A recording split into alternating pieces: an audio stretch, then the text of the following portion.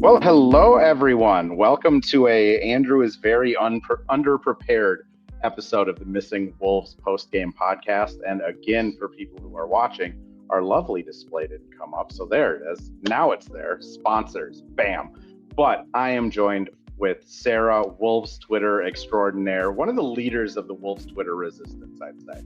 Sara, how's it going tonight? I'm all right. I am disappointed, but I'm okay. It's still early in the season, so I'm just gonna take this in stride, and I'm gonna say I'm fine. I'm fine is a good way to put it. Yeah.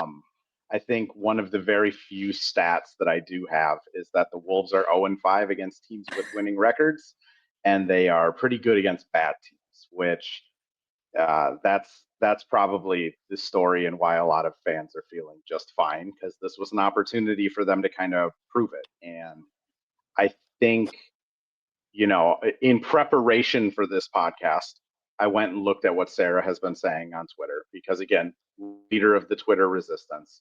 And you have some pretty hot Rudy Gobert takes. So I'm going to give you the floor, because I think this was one of those games where arguably you can say Rudy Gobert had some tough moments. Tough moments is like the kindest way to put it. I don't know. I have such a hard time supporting Rudy, even though I know he's essential to our defense. And I don't think we make it to back-to-back Western Conference Finals with Rudy. Without Rudy. I'm just gonna get that out there. Like, I know that about Rudy, but also at the same time, he is so infuriating to watch. And it just drives me nuts, because it's like, how do you get to this level of basketball and still not know how to like take two dribbles without the ball going 7 feet away from where you want it to go? I don't understand it. Or, you're 7 feet tall and you're at point blank range and you miss it. That's infuriating to me.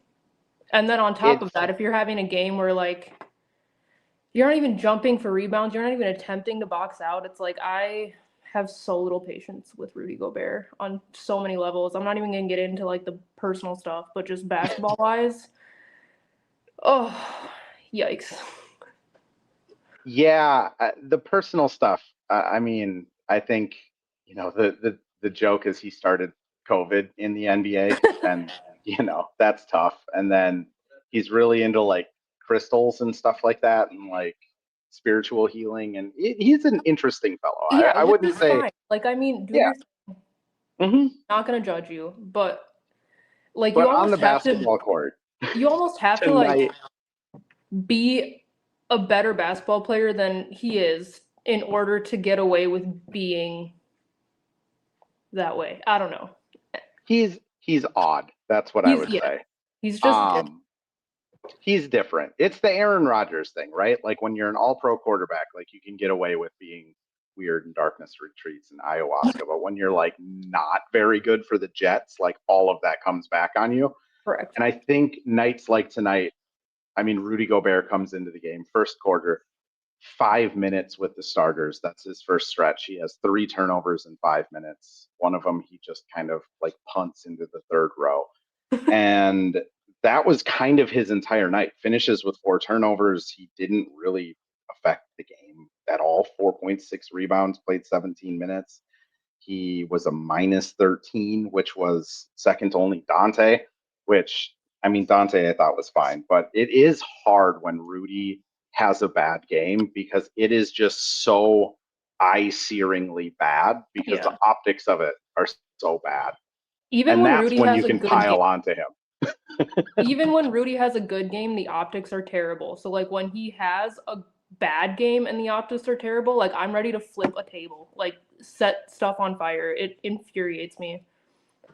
It's one of those things where and this is going to be a super weird comp, but like I was watching like G League tape on Rocco because he had a really good night. So I was just like, let's dig into some Rocco film. And like just the difference in how they move with the ball, shoot, run, everything. Like Rocco as a 7'4", 18-year-old looks so much more fluid, but then he's just not anywhere as good. So it's Right. this really weird balance where Rudy optically looks like he doesn't know what he's doing. But Yeah, then again, as we see again tonight, where the defense when Rudy isn't on the floor is just kind of cataclysmically bad. terrible. Which that's the weirdest thing with this entire like Rudy Gobert kind of situation that they see themselves on now is like, how do you balance that? If Rudy is having a night like he has tonight, where like I think Finch did the right thing. Like you have 3 turnovers in 5 minutes. Like it's not your night. Rudy Right. gets kind of juiced, I think, to play up against Jokic and some of the better centers in the league. Like I think Finch made the right call, especially with how Nas did. But Yeah. then the defense allows 123 points, and Tim Hardaway Jr. is crushing us. So like, what would be your idea of like trying to fix this? I genuinely don't know because it's like our bench played pretty well, I'd say, but like it's hard to win a game against Denver when Jokic is doing everything. He's a unicorn. Um, Mm-hmm. and our best player Ant is like non-existent from the field, really. Like it's just hard. I mean, Nas had a really good first half and then crickets in the second. And then it's hard when you've got like you're watching Jokic just do what he does, and then our center is Rudy Gobert, and you're just like, what can we do here? What can be done? Literally nothing. Like we just had to make shots. I don't know, and they weren't falling. It wasn't our night. Well, and that was kind of the, if you want to take the Anthony Edwards immediately after a loss post game press conference, like seriously, because Ant genuinely, after he watches the film, I think a lot of his ideas and thoughts about like what happened after the last game changes. But like Mm-hmm. immediately after the game, when we're talking to him, he's like, "This one was on me. I Yeah, didn't play good enough." I mean, he was 1 for 8 in the first yeah, half. Like that objectively is not his standard. I mean, the right. Wolves as a team shoot below 30% from three. That's not ideal. You know, it is, I think, when we're looking at this game at the end of the season, like this is one of those games you kind of pencil in as like a scheduled loss. Like it's Yeah. the second night of a back to back. But like how much accountability do you feel Ant should have in this loss? Like, do you feel like he's right in saying that it was all, thank you, Travis, that it was all on him? Or do you feel like, you know, Ant kind of did what Ant could do tonight? I mean, I wouldn't say it's all on him. Like, you obviously need your star player to perform if you're going to beat a good team, Mm-hmm. especially on a second night of a back to back. Where, to be fair, like, had we taken care of business last night and easily beat the Kings, which I think that we could have, we Yeah. could have rested some of our starters for longer than 5 minutes, but we didn't. So we're coming into this game, legs tired, it's just, I don't know. It's a tragedy that it had to happen on the Prince court because that court is just a work of art. And I have to say, if Prince was still with us and he was at that game, we would have won just off of his aura. Um, but yeah, I mean, the team just it wasn't there, and it's kind of like I said, it's a tragedy because I think our next home matchup against the Nuggets is on a second night of a back to back again, and I don't know why Adam Silver hates us, but here we are. There is some conspiracy theories that Adam Silver does actually hate us. I will say Anthony Edwards' game worn jersey from tonight sold for $26,000 in the auction. So like that's also a travesty. That's some travesty that somebody had to buy that. Hey guys, how you doing? Oh, John Krasinski's here. Hello. But that's also a travesty. That tragedy, travesty, a Both. tragedy of a travesty. Let's go with that. Like 26 racks on a jersey that they didn't end up getting the win on. Sarah, how much would you spend on a game worn jersey that they I'm lost? over here thinking like 26 racks would pay off my student loans. I like That's a can't even year's worth fathom. of mortgage payments. I Like can't it even is fathom spending insane. that on a jersey. If I had the money, I'd spend whatever, but like I I'm not poor, but I'm not rich. So like I don't think about spending upwards of $500 on anything. So Fair. With $500, you could have almost bought Leonard Miller's jersey. $550 it sold for. So you could have had game worn print Leonard Miller. Johnny Juzang, $575. That's a little out of budget. The bench worn, yeah. TJ Shannon's game worn jersey sold for $14.50. This is what people love listening to, is how much the auctions actually closed at. But he was wearing like a hoodie, so I'm kind of curious if he signs the hoodie too, and you get like the jersey and the hoodie combo, because he certainly wasn't wearing a jersey. I mean, that would be a bargain. I'd buy a hoodie. I wear hoodies more than I wear jerseys, so like I'd honestly spend more money on a game worn hoodie. A signed game worn hoodie. That might be your new angle, is just getting players to sign hoodies. I would wear a different hoodie every day of the week if I could, with a signature from one of the Wolves. The other person I wanted to talk about today, though, is Jaden, because Jaden has strung together another. 15 points, 4 rebounds, 3 assists, shot 7 of 15. Like that's fine for Jaden. If you're gonna like nitpick, like no free throws is kind of annoying, but like, how has your Jaden McDaniels experience been this year? Like, have you been just as elated as everybody else? I've been a Jaden McDaniels truther since day one, so to see him like have this explosion on the offensive end has been like the best time of my life. Home opener, me and my boyfriend got there like 2 hours early so I could get a Jaden McDaniels Trees jersey because I know that they were flying off the shelves. But did you get one? Because they did sell out immediately. I did. I was like the 15th person in line and I was worried. I have one. I wore it yesterday and I didn't wear it today watching the game. So maybe this loss is on me. I'm just gonna wear that jersey every time the Wolves play. Yeah, try it for Monday. See if they beat Dallas on Monday. If they beat Dallas on Monday, then it's a thing. You have to wear it for the next 70 games. I will be more than happy to do that. Yeah, Jaden, it's been so fascinating because like I feel like he's not really doing anything different. Like he's doing the same weird Jaden things on offense. It's just everything is like 10x better this year. Like I think he just making has everything. He just has. That's what I was going to ask you. Like, do you think it is just kind of as simple as that? As like he has confidence? I genuinely think so. I think he got it going in the first couple games, and he kind of said to himself, like, "I'm that guy. I'm going to continue to be that guy." But yeah, Jaden not having any free throws. So there's a couple times there where he might have gone and one, but we're going to call Valanciunas' flops, but we're not going to call legit fouls. But it's besides the point. I don't know if the TV caught it, but I think it was Valanciunas or maybe it was Jokic. No, it was Aaron Gordon. Kind of did a flop backing down Dante in the first quarter, and Dante had like a Hall of Fame like reaction, which was for people who are listening to the podcast, go look it up. It's on Twitter somewhere. It was a pretty good mocking. I saw that and it reminded me of, I don't even know what game it was, but Dejounte Carrington did one of those. Yeah. It was literally that. Verbatim.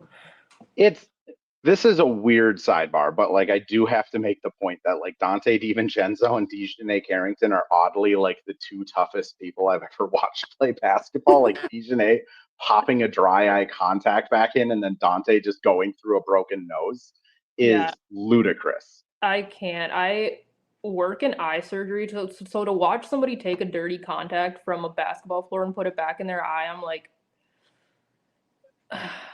it just scares me. But yeah, I agree. I think that they're just tough as nails. Like, how do you come back?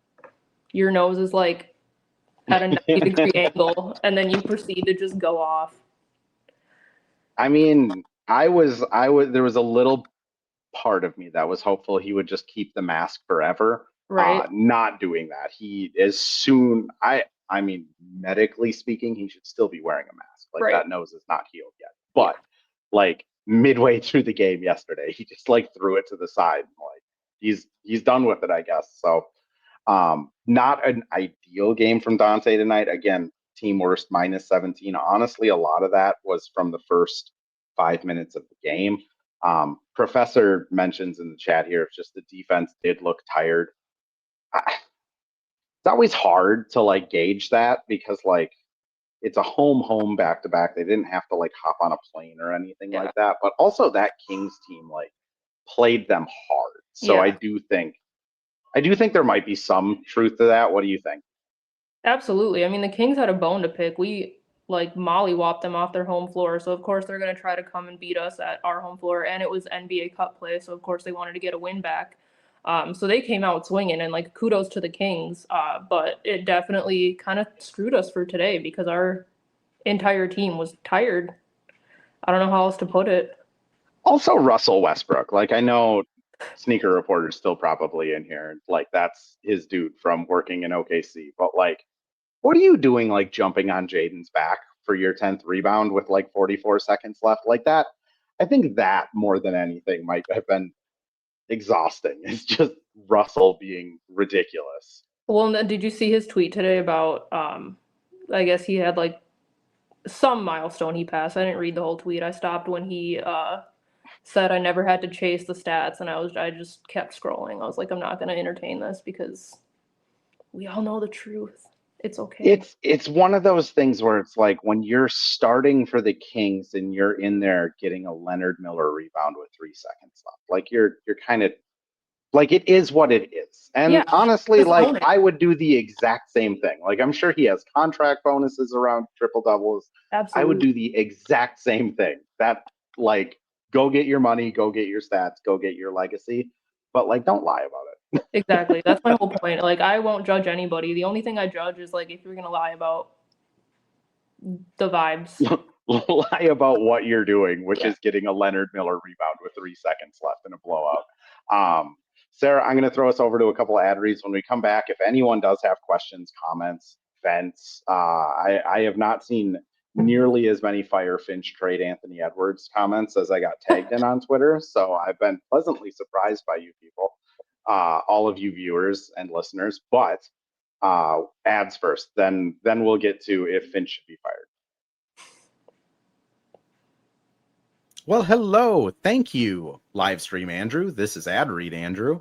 And today we have Firehawk Construction and Remodeling, the presenting sponsor for the Missing Links podcast. Firehawk Construction and Remodeling strives to inspire people to follow their ideas, working with respect and understanding to create a quality, tailored result. Firehawk Construction and Remodeling, located in Blaine and serving in the North Metro area, is here to help you with your building and remodeling needs. I can say personally, thanks to Firehawk Construction and Remodeling, I have a beautiful deck in my backyard and countless projects that I started, they finished. Get started on your new deck or remodel today by calling Isaac at 763-710-5686. And we're back with another ad read, this time for Pence Homes, the presenting sponsor of Hitting the Hardwood Network. From the best tools and technology to transparency throughout the entire process, Nate Pence and the Pence Homes team is the top choice for buyers, sellers, and is proud to support you and your home ownership goals. Get started today by calling 612-308-1122 or by emailing info@pencehomes.com. .com hit. That's the over.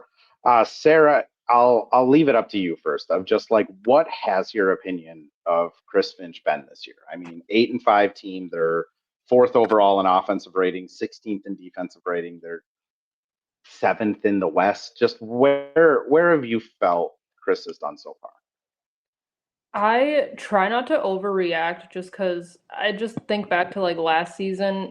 We started off real bad. 9-10. Yeah. And at some point in the season, we were, almost not going to even make the play-in, and then we made it to the Western Conference Final. So I try not to like put too much into the beginning of the season, but it is kind of concerning that we're winning against bad teams, but whenever a good team comes around, we're like struggling and barely functioning. It's like we don't know what we're doing. We're not in the same rhythm. So I don't know if that's more of like something that Chris Finch could kind of get on the players about, but like, I definitely don't think he should be fired. I think that's a stretch, but I don't know. There's some stuff that like frustrates me that like when I watch a game, if I was a coach, mind you, like I have no experience, I would never be a coach. But like when you don't get the foul call and you're sitting there arguing with the ref and like they're on a 5-on-3 fast break and like I would bench you. I would just bench you. I don't care if you're Anthony Edwards. You're getting benched. Like get back on defense. But I realize that this is the NBA and I am in no way, shape, or form qualified to coach an NBA team. So I'm going to leave that up to Finch. But I don't know. I think the team trusts Finch. I think he's built a good repertoire with the players and staff. So I'm going to just let him do his thing. Yeah, that's where I fall. Like I try to be like super honest with listeners and people who are watching of like when you're like around the team a lot, like you don't build like friendships with these people, but like you gain like a respect level for them. And like what Finch has been able to do for the culture of this team, like the team is still super bought into him. Like everyone is still like praising him. Ant still loves him. Like the guy's not going anywhere. And like I genuinely enjoy talking to him. So I'm not like rooting for someone that I get to talk to get fired, which, you know, that's on me. Right. But at the same time, it's like there are things that are just weird with these Wolves teams in the Chris Finch era, if you will. Like they've always kind of had this tendency to sleepwalk in the first halves, even like going back to like the Pat Bev days. And it's really hard to figure out if that's, you know, is that a coaching thing? Is that a personnel thing? Is that you have a now 24-year-old as your star player and he, just like most 24-year-olds, sometimes need to fail before they get to the pinnacle. I mean, at the end of the day, you know, I had Kyle Teige on here probably like a week ago now. And like his point is like, okay, fire Chris Finch. Like, who are you going to bring in? Like right. Mike Malone, like his team hated him. Like, there's not really this like great coaching tree that's available mid-season. So it does get tough. Godfrey in the chat says fire Tim Conley. I'll ask that as a question. Fire Tim Conley? Question mark. I think that's also premature. I think that he's put together a roster that's gotten us to back-to-back Western Conference Finals. He's never gonna do something that everybody agrees with, right? Like he's gonna make the call of what he thinks, and I think that he's done a decent job so far. And there's only so much you can do without going over the second apron. Like what else did you want him to do? What else could we have possibly done besides go and get a point guard? But then who are we giving up? You know, like that's what gets really hard to judge. Like I think 2 years from now we're going to have a much better picture of like how the Karl Anthony Town trades, like how the Rudy trade ended up and how the Cat trade ended up. Because 2 years from now we're going to know what they did with Rudy. If he's still on the team, if they ended up flipping him for different assets, we're going to know what happened with Julius and Dante. Like we'll have all of these answers, but like he's kind of stuck right now, like with the roster where it is. Like you don't want to trade Ant, right? Like obviously not moving that guy unless like he's about ready to set fire to Target Center to get out of here, which like everything I've heard is he enjoys being here, and I think that's genuine that he shows that to people. Jaden, like I don't think people are moving Jaden after this type of start. I would riot if we traded Jaden. I think a lot of people. I think a lot of people would just stop watching the team for a good 6 months if they traded Jaden. I mean, Nas, like after they, you know, gave him the deal to come back here on a long-term deal, and they promoted this like we have this brotherhood that we're going to keep together. Like that's a tough trade. So then it comes down to Julius, Rudy, adding Dante with one of them, and then probably adding Rob or TJ. And like that probably doesn't get you much better than what you're giving up. What do you think? And also the way Julius is playing, like who would want to move him at this point? Like exactly. I completely agree. Like Julius is playing at an all NBA level. So like you're not going to trade Julius out and get an all NBA point guard back. Like it's not. There aren't those guys on the market. So then it's like you're going like, all right, well, you can have Rudy, Dante, and Rob, and we'll take Trae Young. Like the Hawks are saying no to that. Like the Grizzlies are saying no to that. Like every other team is saying no. So it's a really difficult place for the Wolves to be in, because I do think with this current team, there are some things they are just not going to be able to do. Right. And David kind of mentions one of them, that there are games where Rudy Gobert has frying pans for hands, and he is going to get a beautifully dropped pass from Jaden McDaniels and punt it into the second row. It's just going to happen. Like I don't know how they avoid that. But if they don't have Rudy involved in the offense, then defenses don't cover him. They just completely ignore him on the baseline, and you're playing 5-on-4, which that's equally as bad. Well, I think I've also noticed that whenever Rudy isn't involved on the offensive end, his defensive effort just falls off a cliff. So it's like, yeah, it's painful to watch him handle a basketball. It is like he wakes up every morning with a new pair of hands that he has to learn how to use again. But if you don't give him the ball, he's not going to give you that effort on the defensive floor, which is where we need him. So it's like you gotta pick your battles with Rudy, honestly. And I said it like after the last pod of just like, Rudy's job on this team is like a really shitty job. Like he is going to get hit in the head a bunch of times. Yep. He's going to get ridiculed by fans a lot. He's never going to get like all of the credit that he probably deserves on the defensive side. And unfortunately, he's going to get 5 shots a game, and that's it. And when he's not getting those 5 shots, like I'm sure he gets frustrated, just like anyone would get frustrated playing that role. And like the pushback is always like, yeah, but he makes $37 million. Like he shouldn't get frustrated. Like, I don't know, like we're all people, like we all get frustrated. Like even if you make $37 million, like if you wake up and spill your coffee on your pants, you're going to start your day annoyed. Like it doesn't matter how much money you make. It's just a weird, like that's the thing that with Rudy I get stuck on a lot, is just we're kind of stuck with them. Like they're gonna have to either figure it out, or this team's gonna probably have to transition in a couple of years out of this era. Which Sarah, I know as a Rudy Gobert fan, can be frustrating. Yeah, I mean, I've lived through so many Wolves eras that like us being at this, I don't want to even say it's our pinnacle because I want us to win a championship, but like being at these levels where we're considered to be like a contender, I have a hard time saying we're going to move on from this era of Wolves unless like, I don't know, we end up drafting like the next LeBron James. Like I don't see what we could do with this roster at this point. So it's like, we kind of just have to let it play out. And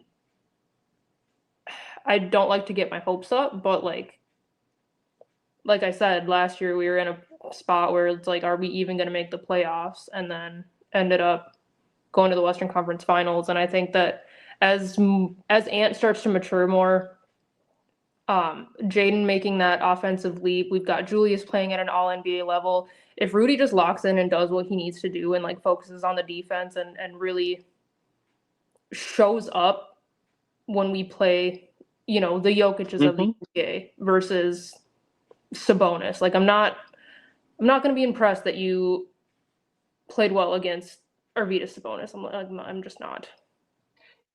It's such a like weird. Yeah, that's me. It's sorry. No, it's fine.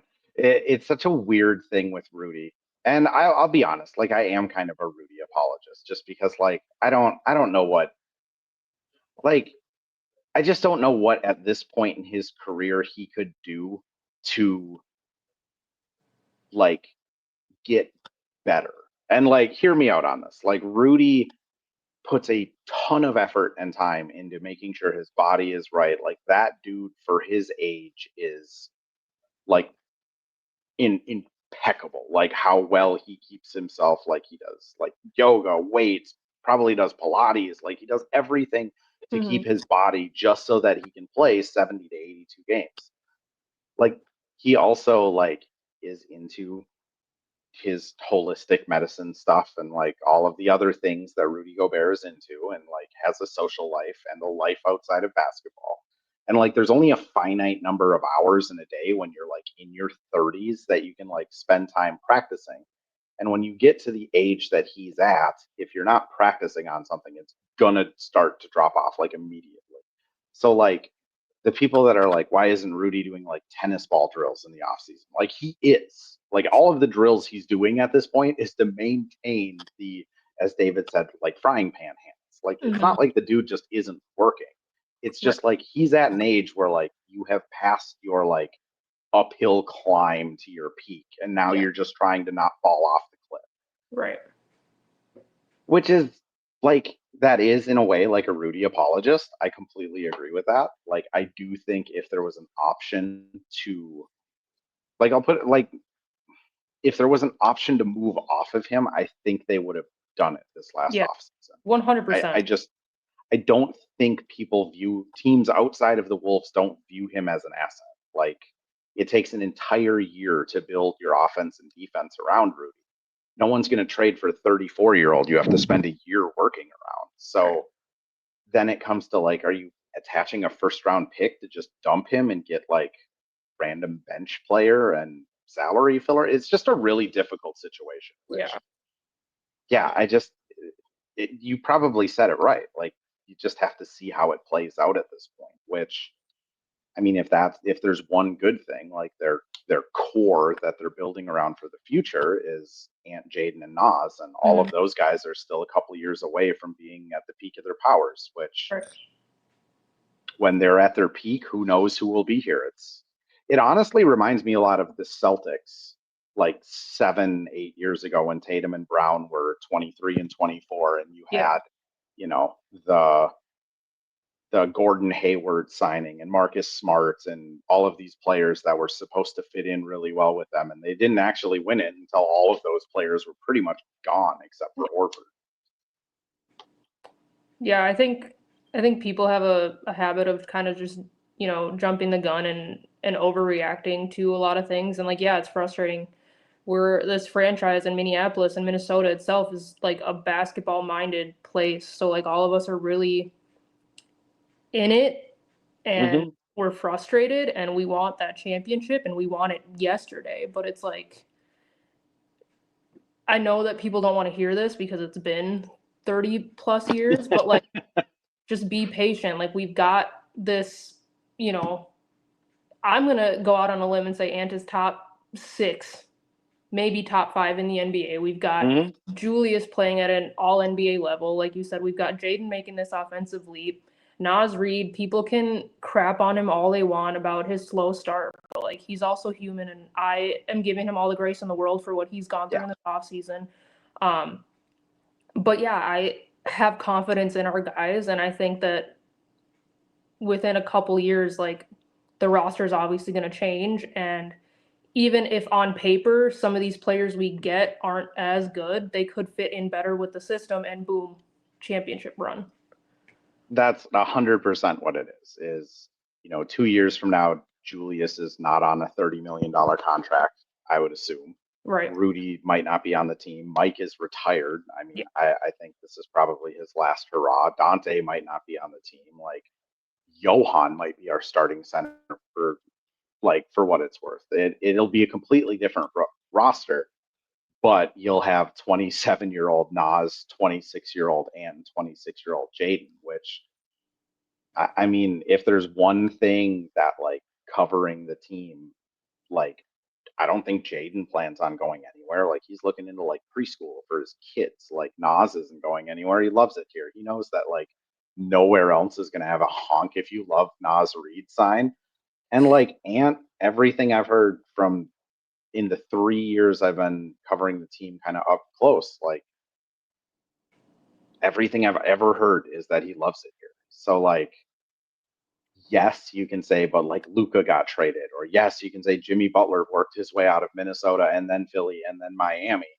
But like, it's so much harder now with the second apron because to take a $50 million contract back, you got to come up with $50 million, and you can't be in any apron issues, and it's just sticky.